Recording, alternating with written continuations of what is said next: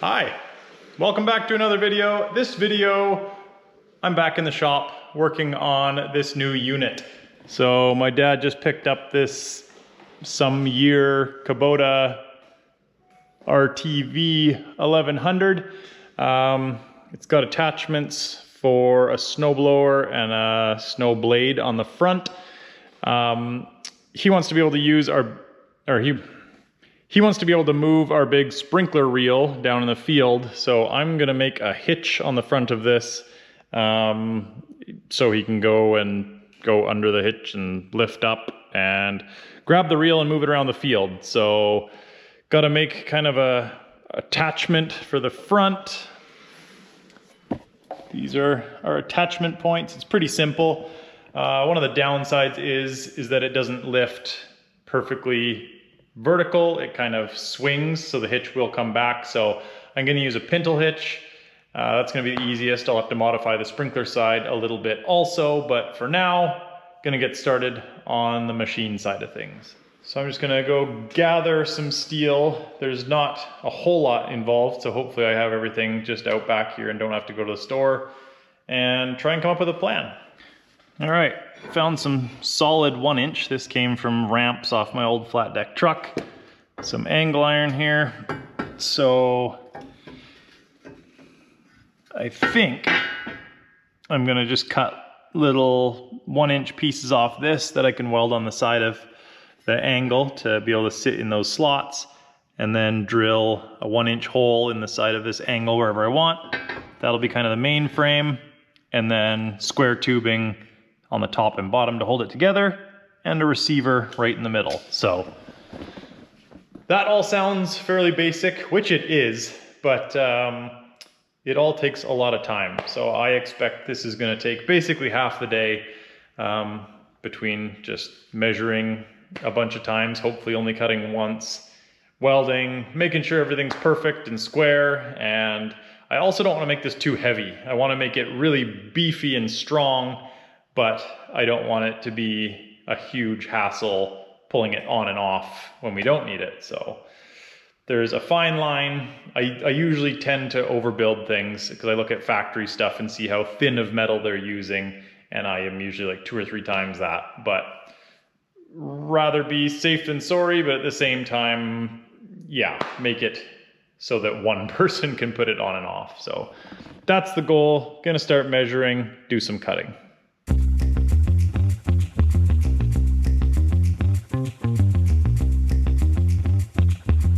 After the thinking process, I've decided to switch to some 2-inch flat bar as opposed to the 2x3 angle, because the angle is just not necessary because I'm welding square tube between, so save a bit of weight here. Now I'm just figuring how long of pieces. I need 1 piece for inside this side and the exact same for here. It's gonna have a hole on the bottom and then kind of a peg on the top there out of that old stuff. So gonna go cut 2 pieces of this, a couple pieces of the cold roll, and hopefully that'll work.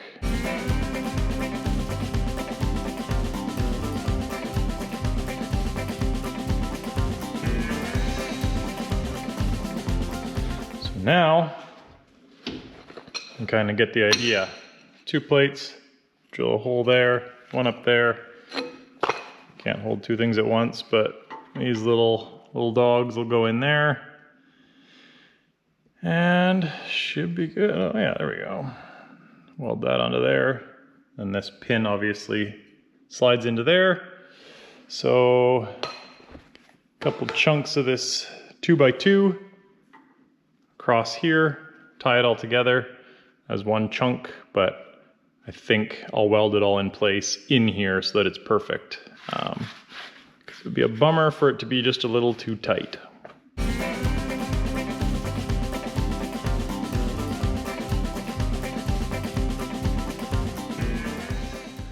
All right, well, after a bit of a battle, got 2 1-inch holes drilled in the flat bar for my 1-inch this. And the reason I'm not just welding it on top is because then there'll be a bead here of weld and it won't sit flat against those notches. So this way I can put it right through, weld the back side, and then the front side will be nice and clear to go flush inside that mount.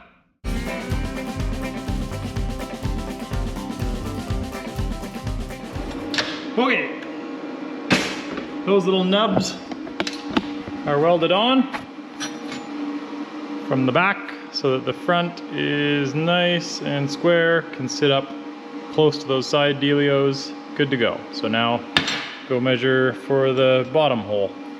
Alright, those fit in there real nice. So now I've got to try and mark the hole for this pin.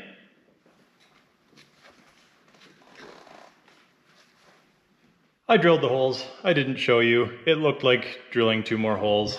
And for the first time maybe ever, it looks like I got the distance right from there to there. The holes, well, the holes are 1 inch and these pins are 1 inch. So just need to clean up the hole and those should slide right through there. That doesn't happen very often. So I will take that win. All right.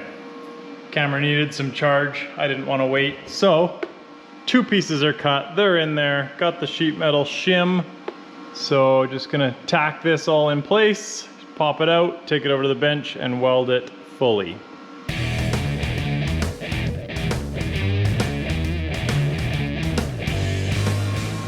Feels like just the right amount of slop.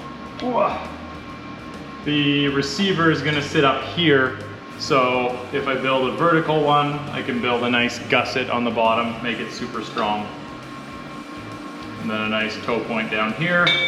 Tie it all together and it's gonna be beefy. And I decided I'm just gonna weld it here because the welder's here and I don't wanna push it back over there because that's a hassle. So here we go.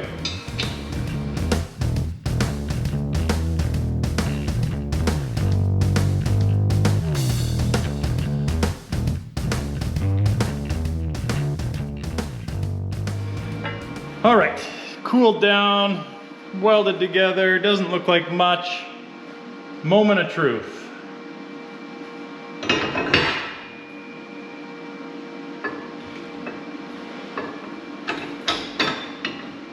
One,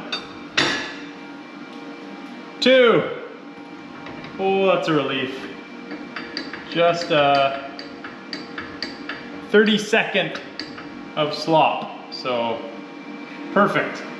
Since I realized that this piece is 3/16 wall, can't use it because there's too much slop, so you need 2.5 inch quarter wall so that the inside diameter is 2 inch for the pintle hitch. And I don't want to go down to the store right now. I'll do that in the morning tomorrow, so I'll probably get this little spreader bar attached, cut and welded in, and then I can also weld in the toe point, and that's probably going to do it for today. Yep, I always do that. Just a few thou too long every time. And there being a gap would be okay because you could fill the weld or fill the gap with the weld, but no.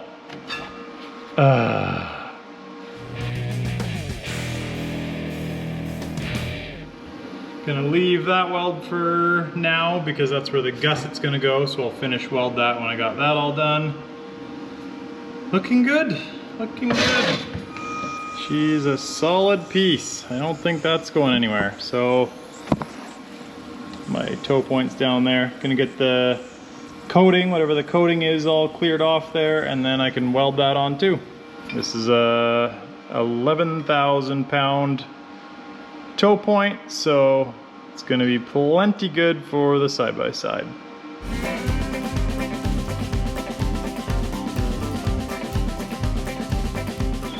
That puppy is not going anywhere. Who's whining down there? Might be making a pressure bomb, not sure. All right, that's what it looks like back on. I just thought of something else I can do. Gonna get in the other side-by-side, the mule, which, speaking of which, since we got this, the mule is now for sale. So if anyone's looking for a Kawasaki mule in the Okanagan, hit me up. She's a good old girl.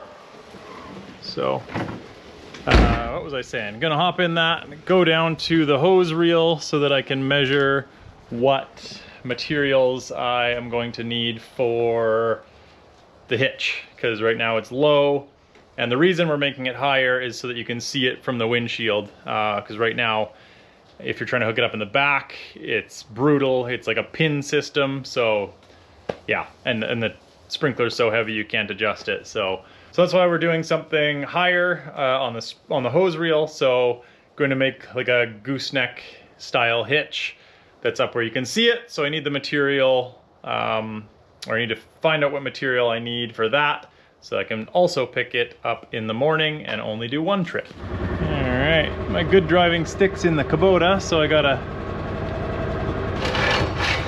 select a temporary driving stick. That'll do. Here we go. Gotta swoop in here at an angle, unlock the gate, go. All right, back up.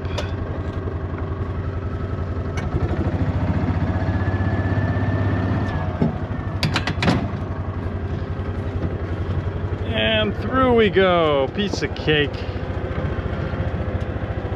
There's the hose reel. So, well, I'll show you once we get over there, but this is the field that it irrigates. This is said hose reel. It's actually pretty cool. It's got this, I think it's 2-inch hose, goes on the reel. Sprinkler's way out there, can't see it, but it uses all water pressure to reel it in. So there's a bunch of gears and whatnot in there, spins a turbine, blah, blah, blah. And then it just goes back and forth, coils itself up, and then once the sprinkler, it's like a triangle on wheels, once it gets here, 2 little hooks hook on there, and it pulls itself up under its own power because it's still reeling in, hits that, which trips the lever and shuts off the water. So everything is done on its own. So it's pretty cool. But this is what we're looking at down here. So you can see right now it's really low, pin style. So yeah, it's really tricky to be able to see what you're doing when you're trying to hook up. So instead of modifying that one, it just slips into the tongue there. So I'm just gonna get a new piece of steel, come out of there, come up a foot or 2 over with a pintle, and we'll be able to hook it up on the front of the new Kubota with ease. So I just measured, and it's actually 2x3, which I have a chunk of that in the shop that I was gonna use for the crossbars. I don't know how much I have, but I've got some, so I can actually get started on that. Neat. So looks like it doesn't really matter how far out I come before I go straight up and then over, but this looks like a nice distance away, so I'll get that measurement to end up at, but it's probably gonna be like up here. So that'll work good. It's the next day. I've got everything I need to finish this project. I actually ended up going down to Princess Auto, which for you Americans is our version of Harbor Freight. Got this hitch dealio already drilled, so that's one less thing I have to do. Proper size, obviously, for the pintle, so that is gonna get welded on right there. And learned some bad news last night. Turns out on the hose reel side, it's metric material. So this 2x3 will work width-wise, but height-wise, we're off by a little bit, which is super annoying, but instead of going and getting whatever material it is, I'm just gonna like take a blade width out of each side here, squish it together and weld it back up, and that'll be good enough. So I think I'm gonna start with getting the hitch on there. Time to get suited up, grind the paint off that, measure, weld, and that'll be done.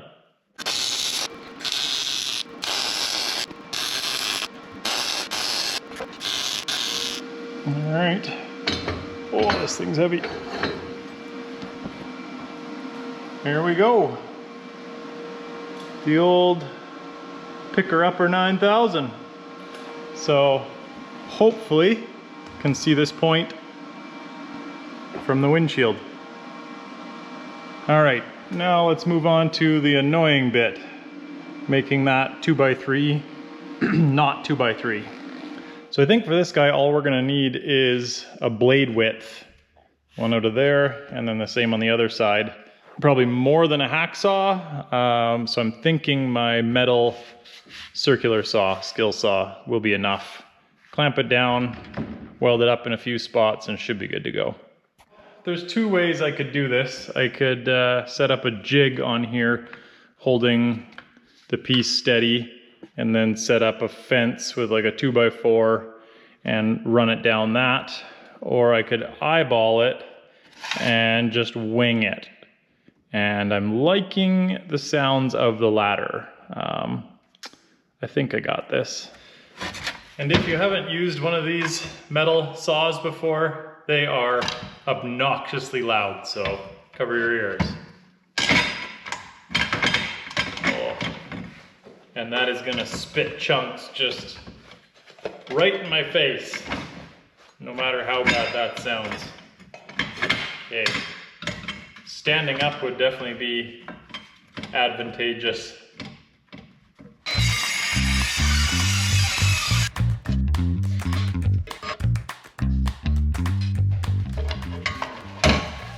Oh, yeah.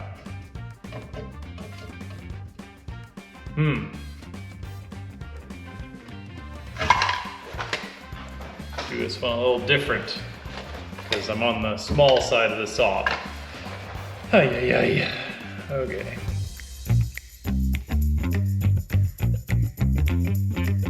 Interesting. Clearly some pressure on there, because that puppy really opened up. The opposite of what we want. So I'm gonna clamp that together, put the calipers on there, and see if that did enough.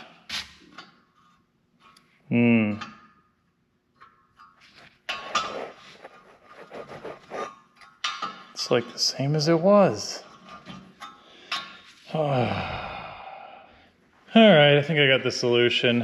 I'm gonna completely cut this top off, and then I can grind down, because there's probably still little lips on this side. So I can grind those down, cap it back on, and should be good there, hopefully. Okay, after a lot of grinding, it's done. Remember back when I was like, there's two ways I could do this properly, with like a little jig that would probably take 5 minutes to set up, or wing it. This time, I probably should have gone with the first option, because it's taken me a little longer than 5 minutes. But anyways, it's probably the only time the first choice would have paid off, but it's good. I'll clamp this down, do some welds, it'll be fine, and then I'll continue to cut some 45s and make the rest of the gooseneck. We got to drill a hole there somewhere too.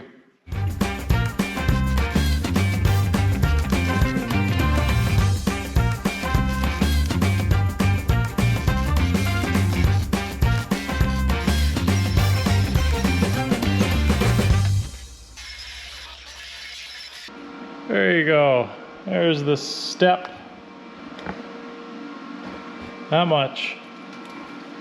So, perfect. Enough. Gotta drill a hole there somewhere, but we're gonna do that after we cut this off. So that's next step. There's our piece. Slides in, comes out an inch, inch and a half, and then it'll go up to the gooseneck. And the pintle will be somewhere around here. So just need to drill a 7/8 hole in there now, and then somehow have to figure out how high that gooseneck needs to go. That's gonna be a tricky part. All right, I got a little sidetracked with a call from Alan from Yankum Ropes. And guess what? Winter is coming before you know it. So get yourself a Yankum rope, Yankum product, soft shackles, tow points. There's a whole bunch of stuff on there. So if you want to save 10% off of everything on Yankum, check out the link in my description and do it before winter comes. Gift idea, any of that stuff. It also helps me out with a little kickback, and then I can continue to do fun stuff. So I started working again without recording. That's the moral of the story. Not much. I put a gusset in there, so this sucker is complete, aside from a little bit of spray paint. So back to working on the hose reel side. I'm gonna go punch a hole in the insert piece, and then comes all that figuring part that I was talking about before, which I'll probably procrastinate on a little bit.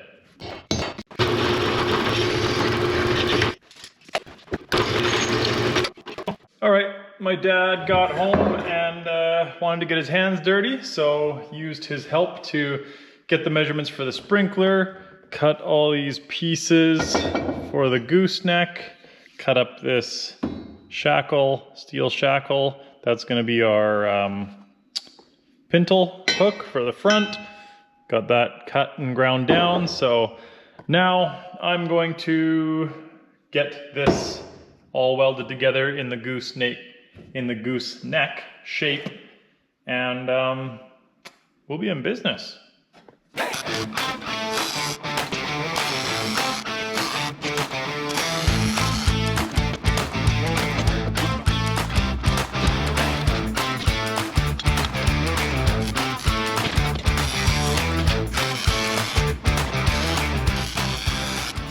So that sucker is strong.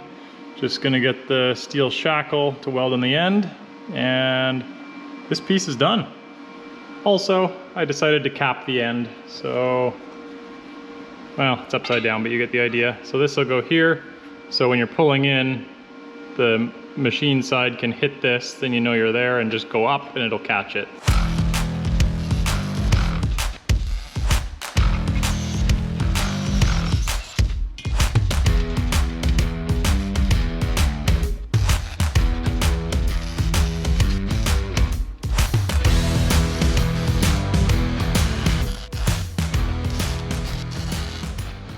So that, don't want to grab it, but I'll grab it. That is on there. That's our hoop. Machine will come scoop that. Should work. And here's the finished product. All right, final thing. We have to go test it. So my dad and I are heading down to the reel. We're not going to move it because it's not time to move it yet, but we'll try and hook it up, see how it works. This thing looks like a little baby next to that thing. So first we'll have to attach the reel side of it, the little gooseneck hitch on, and then we can see if he can actually see through the windshield hooking it up. Hope so, it's gonna be close.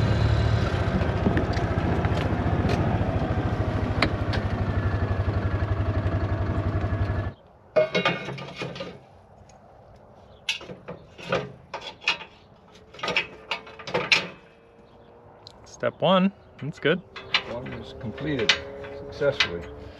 So now, can you see it through the windshield pulling up? That's the big question. Yeah.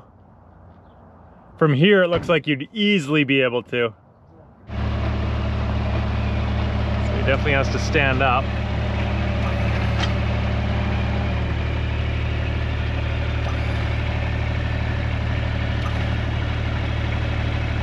Right there. Yeah.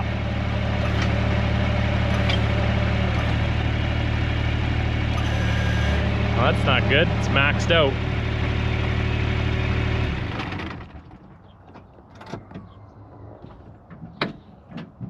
Almost perfect.